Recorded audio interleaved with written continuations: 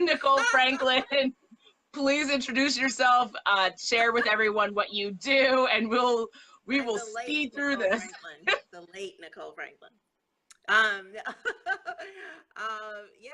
Hey guys. So I see a bunch of friends. So yeah, I'm Nicole Franklin. I'm a filmmaker. I'm a writer. I'm an educator. I teach at Hofstra University. I'm a TV teacher there. I guess because I've been in TV 28 years and doing my own films as a filmmaker with my company Epiphany Inc. Mhm. since 1999. So 19 years with my own film company, done more Wow. than 10 films. And I guess I define myself as a storyteller in the Mm. filmmaking medium. And I also grew up in television news. So I started in TV news when I was 20 years old. I graduated in 3 years so that I could start early. I Wow. wanted to work right away. And so, hey, Maureen, you get to talk to people on here. They talk to you. That's cool. This is very Yeah, interactive. absolutely. That's Uh, why I love the live stream. Yeah. yeah, exactly. Oh, this looks much better than what I was getting. So anyway, so I've been in the business for a while, and I always wanted to do films, of my community, especially Black women, and ever since I was little. And I grew up being a performer. I was a actress and a dancer, and I guess, quasi piano player. My mom's a piano teacher, so she was my first and only piano teacher. Mhm. But dropped that at 16 and continued dancing and acting. And then I thought, hey, you need a backup. And so the backup was not to be an accountant or anything like that, but to go behind the scenes as a Mhm. producer. So, which didn't make much sense, Yeah. but I've always been working. My backup was that when I was 20 years old, I learned how to edit video. Mm. And I also learned how to edit video when it came to news television. And that's a specialty in that news television moves very quickly. And so a Mhm. lot of editors who enjoy their jobs Yeah. actually edit, if they can spend a week editing a commercial or something like that. A 30-second spot could take a week, could take a month, and plus you're editing by committee. You got a lot of people standing over you saying, oh, can we turn the bottle of soda blue versus green, that kind of thing. But with news, you're literally handed a feed, if tornadoes are Mhm. feeding in, or 45 has released another tweet. You got to turn that around quickly. So within, 10 minutes or less, you got to get on the air. So that was Mhm. a neat little skill that I realized I had when I was in my early 20s. And I said, you know what? I could use that to travel. I mean, because when I went to live in major cities, there was always a newscast happening. So I freelanced at a Mhm. lot of different stations, and that paid rent, paid my mortgage, paid Mhm. for my dream because I was funding my films. We Mhm. called it with the NBC grant program. I grew up at NBC News for 17 years and CBS News for Wow. the last 9 years, and so Wow. yeah, it was really nice to have those options. Yeah. What would you say was the most meaningful lesson you've learned in your career so far? The most meaningful lesson I've learned in my career so far is that you're always learning. So, especially Mm. working in technology, I consider myself a tech. I'm classified as an engineer in the TV news world. When I started directing films and even in theater, Mhm. that technical skill always added to what I could bring as far as storytelling as well, because Yeah. technically I knew, what had to happen in order to pull this thing off, as well as Yeah. there's always like learning the technology and then factoring in the time, the time to Yeah. learn it and the time to execute it. And so there's that. And so to know kind of all the areas you're working in, or at least to know that you need to learn more about all the areas you're working in, and it's like, I'm Yes. gonna learn that tonight because tomorrow I gotta come, know a little bit about that, Awesome. yeah, it really helps. But to Mhm. know that you're always going to be learning, to be a student of the craft, that's what makes it really exciting, and fosters collaboration as well. Because growing up in news television, it actually meant the world to me to grow up in news television. And I have Mhm. longtime friends from being, you know, in the trenches with the news crews. But it's a team effort. All of it's a team effort. You can have your name on a film as director, or a little short film, or a doc as director, but you really have led the collaboration or encouraged it. But they're going off you and your spirit for it. But you also Yep. you need everybody on board. If you get everybody on Mhm. board with your point of view, and saying, I'm also looking to see what, you know, you think this is, and let's talk about your Mhm. ideas as well, how they fit into my Yeah, idea, or do I even have an absolutely. idea that's working? You know, people to bounce ideas off of it and work with. It's really Mhm. exceptional and fun. So it keeps it fun. Okay. And how has your career been affected being a woman and being a person of color? Oh, I think I've always loved being a Black woman. Mhm. I was like, I loved it.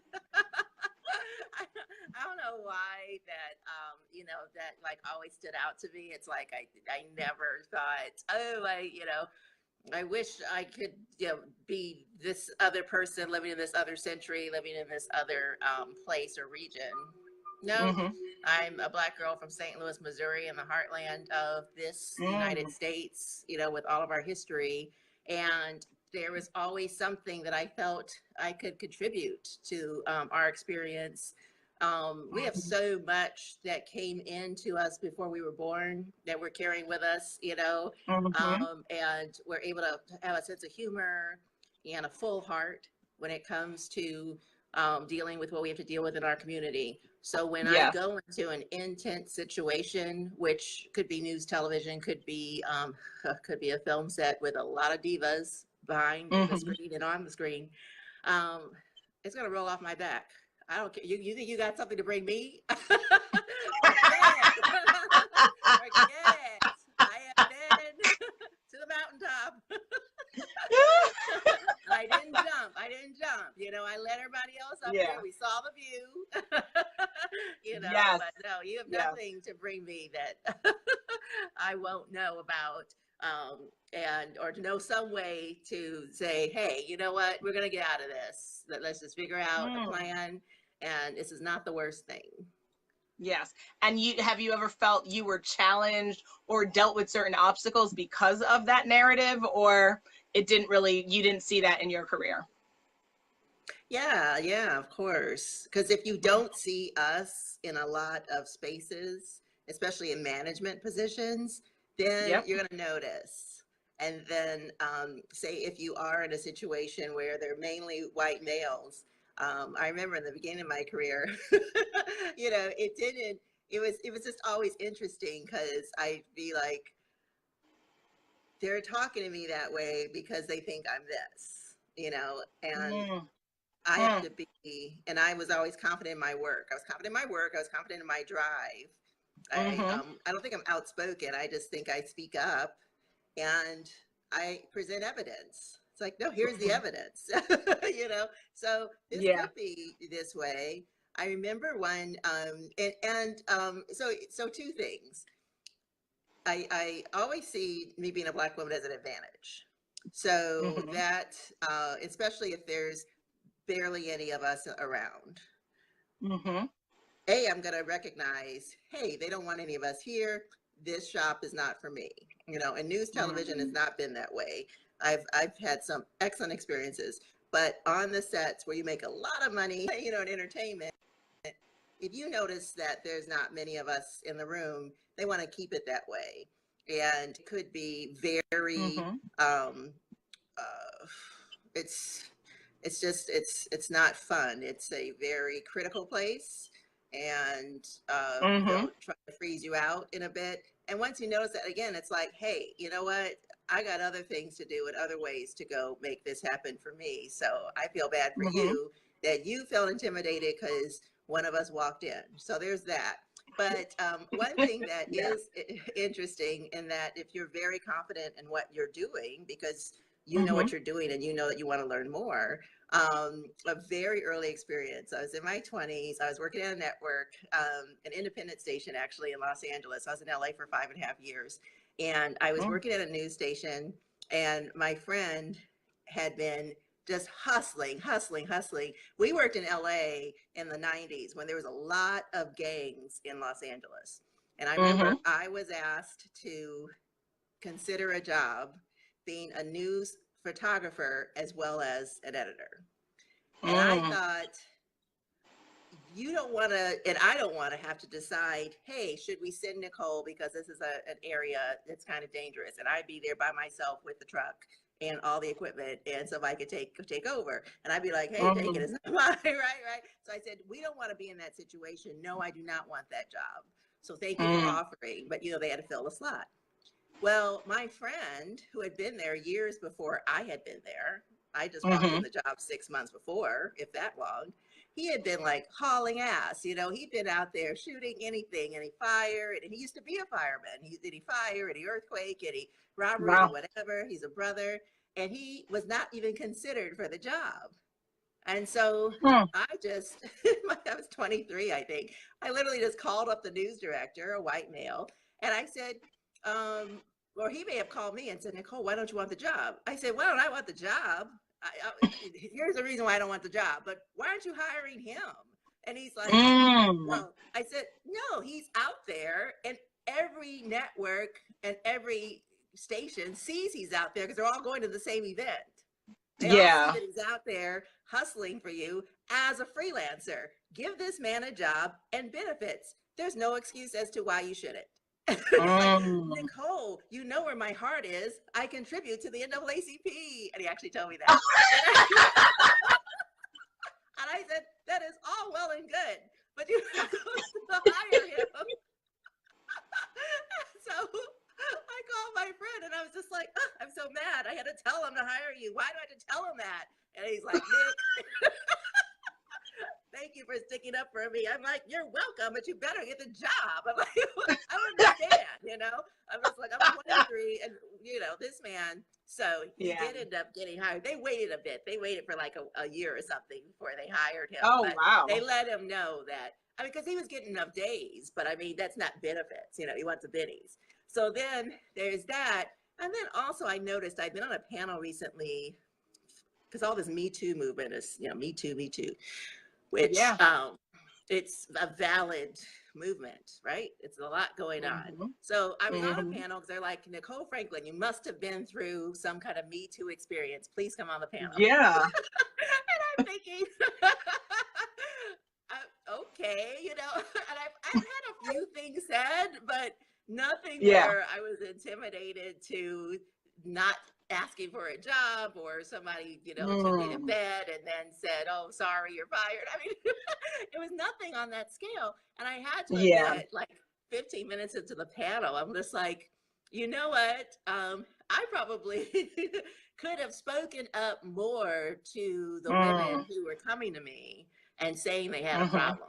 Because when women came to me, and it was a lot of white women, I don't remember any sisters doing that, but with my white sisters there at work, and could have been news, it could have been anything, but I had great experiences in the newsroom. But I know that in a few places that I worked, a few white women came up to me and said, oh, this is happening, or I knew something was happening, but it was the unsaid underground relationship.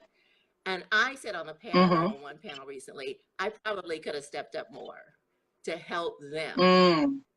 It wasn't about me, because I was like, well, just tell them such and such, well, don't get in the hot tub, don't do the, why would you even do that, He's taking you out for drinks for one reason, don't go out for drinks and just show up, you have a job on Monday, and maybe they really felt like, oh, if I don't go, I really don't, and that didn't compete for me.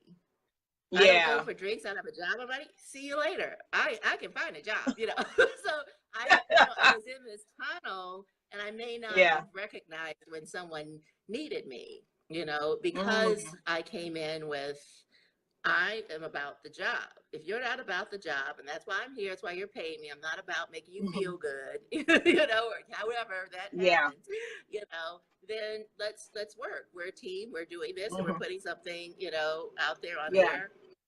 So it's very interesting. So I may have let a lot of women down. I have to admit that. not a lot, but a few women down at certain points, Okay. in my career because of Me Too. And I have to admit, like Hmm. well, I have to say, when one of the anchors, because I've been at NBC and CBS, so take your pick. When I was younger, and one of the Hmm. anchors who was recently one of the Titans who fell, I was really surprised that he was fired because I was like, I thought that was all consensual. So Hmm. I knew he was sleeping with a lot of I guess Hmm. subordinates or whatever. I mean, he was an anchor, but I was like, I knew this. Who didn't know? If I know what's going on, then everybody Yeah. knows. Because I'm Yeah. not looking Yeah. for gossip when I come to work. So if I know, everybody knows. And I was Yes. really shocked. Hmm. I really thought all that was consensual. And then so there was consensual sex happening, and then you know, um, Non-consensual. Yeah. non-consensual. One was really rape. One felt like rape with one account, and I was like, I was, Wow. and I said that was the year I was there, and I didn't call Mm. anybody because I didn't want to say, who was that. I didn't call anybody because I didn't want to like re-traumatize those who are still there and going through it. And so I felt really bad because I could have, when you're an editor, you're in an edit room and it's a confessional. I can't tell Yeah. you how many times, and I work with a lot of men, and I like working with men, and how many times men have closed the door and just started crying. Could be about anything, It's not, Mm. necessarily having to do the job with the job. It's just Yeah. close space. Nicole's here, and whoa, I mean, I just, or I'm divorcing my wife, or this happened with my son, blah blah blah, and you just kind of go through it, and Wow. because you are in the trenches, and when that door closes, it's very interesting. So I notice a Mm. lot of newsrooms updated their space so that it's glass doors now. So Yes. Yes. Yes. Yes. Absolutely. Given your experience and everything that you have seen, and with everything with the Me Too movement, and how media seems to be pushing, and film and television seem to be pushing for more diversity, it's definitely not where it should be, but it's pushing. What advice, I guess, do you have for people who want to find a space of success in this industry, and given some of the challenges they may face as a person of color, as a woman? yeah, so I've done news editing for 28 years, and again, that it was always Hmm. my side gig, but really, I gotta admit, it's so I think we're okay in the news spaces. Definitely challenge me on that if you're a person of color out there and saying, no, it's not fine. But I think it's much better than the Hollywood space. So I'm going to talk about the Hollywood space because I've been working in film since Hmm. 1999 and I've done more than 10 films. I've not been hired by a Hollywood studio to do a film. I have not been hired by a Hollywood studio to direct an Hmm. episodic television. Now, I have Hmm. directed, but they're not high end in that, I was directing under the radar, and that's all I can say Okay. kind of. But like Okay. on a major show that you're pulling in all the ratings, I'm being considered for some now, but the ones that I've been on aren't like the big, Paramount Hmm. Studios, Warner Brothers. Do they know I'm out there? Yes. What does that mean for me? For me, I work a lot and I'm good. It is frustrating to know that I could be making as much as so and so, but Hmm. there is this box that they want to put. They, who's the big they, right? Well, I would say Hmm. Hollywood wants to put you in. So when people walk up to me and say, Nicole, there's an application for a minority program, you should put your name in. Now I put I put my name in 15 years ago. I put my name in 10 years ago. I put my name in last year just to fuck with them. And see, what is my feedback? Please tell me my feedback. And gotten very interesting feedback, which we were both on the phone laughing. Me and the person giving me like, Nicole, I know this doesn't make any sense, but I'm like, no, no problem. But my Yeah. initial thing is, I should be hired like everybody else by this point, you know. So I'm 49. Yeah. I can do the gig. I teach television. I've done it, you Wow. know, and maybe, you know, not some shows that you're watching all the time, but, you know, I've done it. I'm doing my own stuff. So to tell me I need to go through a program really doesn't make Mm, sense anymore. So please don't come to mm. me with that as the solution, right? That's Okay. that doesn't tickle my fancy. So I do want our sisters out there to apply for the programs over and over and over again. And when they tell you no, you ask them why. While Okay. you're applying, that's a certain panel of people seeing your name come through. It's like, oh, yeah, I know Okay. this name. Oh, she's applying again. You know what? I saw her. And then while you're doing that application, you are doing your own shit. You know, you got your own Hmm. stuff happening. Yes. So you got your own stuff happening. You're out there, the film festivals and the burgeoning TV festivals that are happening now. And you're out Hmm. there with your stuff. You're working it. You got your web series happening. You are the Yeah. happening person. So Hmm. then here comes the round of applications again. More and more. Fox has got something. FX has got something. Everybody's got something. Put your name in, and Hmm. you know, make them tell Mm. you what is happening. You know, why aren't you, you know, being Mm. considered? And they'll Okay. start feeling ridiculous. But with so other than shaming them, you got to have your own stuff happening. That's fine. The most Okay. important part, I think, in these times is to have a mentor. And Mm. so Nima Barnett is fantastic. She's lovely. Hey, Nima, if you're watching, wow.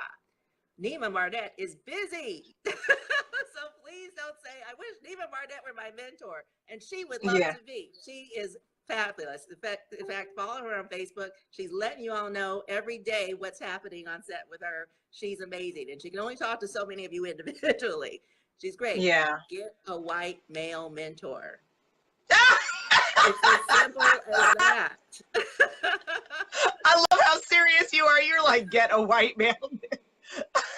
That's what it is. That's what it is. Mm. White men, Interesting.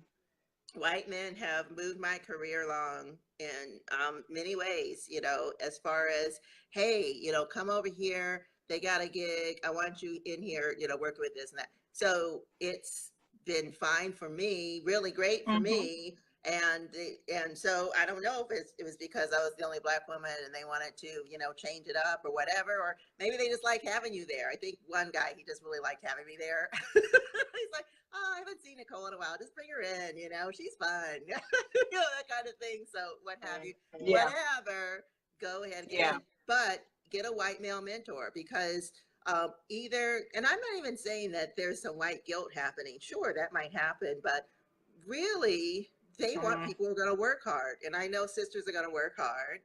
And Yeah. so it may not even be so much about race. They may feel, hey, we need to like freshen this up a bit and diversify. That's great, you know. But if you seek them out and Yeah. say, hey, I would love a mentor, I would love to be working Yeah. alongside you with this, make them tell you why they would say no. I bet a lot say yes. Okay. You know, All or at right. least, and you know what they'll say? Keep bugging me. And it's like, okay, that means Gotcha. email him, call him, you get to know the assistant, do bug him. He said, keep bugging me. And then if you call, say, well, he said to keep bugging him. So I'm here. Hi, you know, that kind of thing. The And persistence and tenacity. yes, Yeah, and absolutely. throw their words And back at them.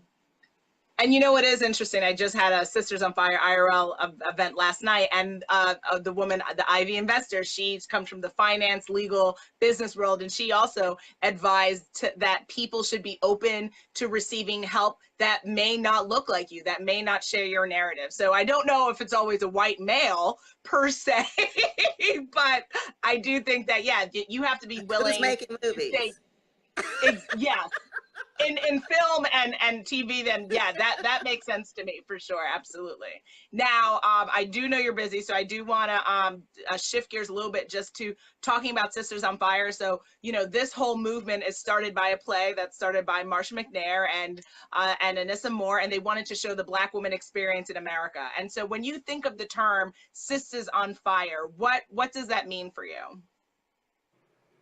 Well, I, like I said, love being a sister. So am I on fire? I don't know. But I I think that to be somebody that is going to walk in a room and take command is a sister on Yeah. fire. And that person has to be aware. You walk in and you have an awareness that's going to clue you in. Yeah. Boom, something's going on here. Something's Okay. going on here. And Okay. it doesn't seem like people in this room know how to solve it. Now I know how to solve this problem, because Yeah. we actually have that capacity to do that. I don't know. I think it's a special talent we have. We are problem solvers. But Hmm. do you want to do that? All right. You can assess the room Hmm. and see where you could fit in because you can Mm. solve the problem. But Yeah. I think the ones who are the Sisters on Fire know exactly when to, put it in there and, slam dunk it. They know how to make Gotcha. that move with people without people being like, oh, she just came in and take over. Because, that's what's going to be said. We're very noticeable. And a Mm. lot, unfortunately, of rooms might depend on us. Oh, when Nicole gets here, it's all going to be solved. No, let's not do that. We're all supposed to be working together. I get paid the same money you do, Yeah. that kind of thing. Yeah. But if you have the tools, just really, really be smart about it. And I think a sister on fire is Mm. somebody who does just Okay. that. Okay. And in your life, who are Sisters on Fire, either personally or professionally, or women that you look up to that fit that category for you? A lot of educators in my life. And that could have been like big sisters at school and in my dancing school. Like I spent a lot of time at dancing school. My Mm-hmm. dance teacher when I grew up. Shout out St. Louis. Our Oh, dance teacher, the black, the black dance teacher in town was actually my cousin, Pelagie Green Wren. So wow. Pelagie Green Wren was my cousin, and she's very famous for being the first black dance chorus member of the Muni Opera, which is a huge venue, internationally known in St. Louis. So first Wow. black dancer, Yeah. and she's extremely fair. She like this color right here. She's extremely fair. And so Mhm. for people to learn that she was dancing and to send in death threats, but they didn't know who she was when they looked, that just shows so much Mhm. ignorance, right? So she was Wow. getting death threats. She had to get a bodyguard, and this is young. This is like Wow. when she's like barely 20. So it was unfortunate, but she kept dancing and made us proud. And then so she was actually on her way to New York, where she should have gone, to be on Broadway and everything. She Hmm. sent so many people, that all of us that grew up to excellent things in the way that we were taught. Mm. She was on her way to New York, and her father passed, so she stayed in St. Louis to be with her mom, but had Yeah. all that energy and all that talent. This is the time when Alvin Ailey was coming. I mean, she knew all those styles and everything and done them, and then her own style was so amazing. And so Mm. she opened up a Mm. dancing school because a lot of us weren't going to be comfortable or probably going to be taught differently if we went to other dancing schools, if we were allowed in. We're talking late 70s and early 80s. And her dancing school was so popular. And we had our recitals. Mm. Our recitals were huge events in downtown St. Louis at the Kiel Auditorium at the time. And so, I mean, these were major events Yeah. like Madison, imagine Madison Square Garden. That's where we were from the Wow. toddlers to the adults. You had to watch the whole show. And Yeah. some years you get a special performance, a solo performance like by her, if if she Incredible. wanted to do. Yeah, she was awesome. And so it was really funny. My college roommate, we were somewhere post college, and Hmm. I remember she said, I'm getting ready to take a dance class, a belly dancing class. I'm like, belly dancing, because I couldn't even imagine her, her showing her arm to anybody. Yeah. She's very conservative. And she's Yeah. like, yeah, I thought it'd be fun. She said, but I always noticed in college that when you would walk in a room, you would be very confident. And I didn't notice that. I'm just like, you did? She said, yeah. And I think that's because you used to be a dancer. Mm. And I thought that Mm. was so interesting that she said that, Yeah. and I must have talked about my experience a lot, So my cousin, you know, Sister on Fire, my mom, piano teacher. So they were cousins. You know, I was like a second. And so being in the arts, of course, my dad being a journalist, it was really, I couldn't get away from storytelling, and then of course expressing who we are Yes. culturally. I love it. Awesome. Well, Yeah. thank you. Thank you for being a Sister on Fire, and thank you for sharing your stories and your wisdom and your candor. You were very honest, and I truly loved it. So for anyone who wants to get in touch with you, maybe want to learn more about your movies, all the projects you're working on, what's the best place for them to find out more? Well, please visit my website, NicoleFranklin.com. A lot of people want to get in touch, and they're looking for mentors. Just be in touch with me, because if I'm busy, I kind of like assess where you are, and I'll try to give you a note or two about something, or hook you up to somebody, Yeah. or there's so much going on. So, let's chat, NicoleFranklin.com. On Facebook, we have more than 4,000 members. I want to grow it, to about 10,000 or more. Because we are releasing our own films. So I have an app coming out, Black Film Pirate, to combat that myth of Black films don't sell overseas. Don't even tell me that anymore. People told me that in November.